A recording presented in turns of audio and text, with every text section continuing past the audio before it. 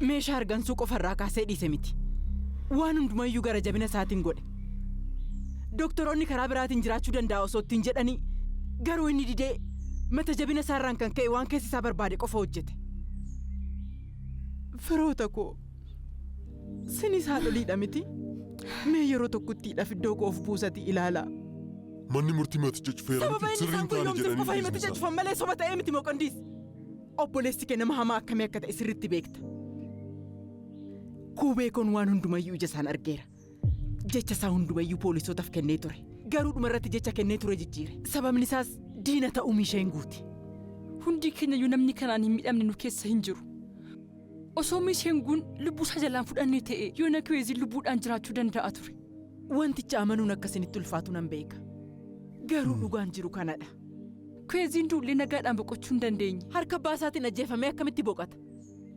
Anaaf naan galle. Mishinguun Kuwenzii baay'ee jaallata. Kanaafidha yeroo gaddaa koo kan inni gidduutti na jalaa kute. Waan hojjete sammuun isaa waan baachuu dadhabeef gaddi koo akka dafee xumuramu godhe. Yakka hojjete hundumaa dhoksuuf jedhee waan hundumtuu akka dafee xumuramu godhe nu dagachiise.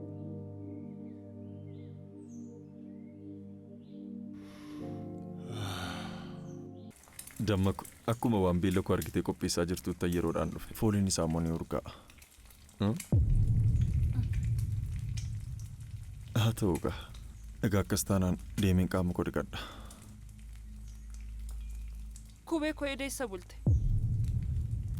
Dhiisi malee noomsi. Asin bulle taanaan bakka hin bulu beekta bar maaliif na gaafatta?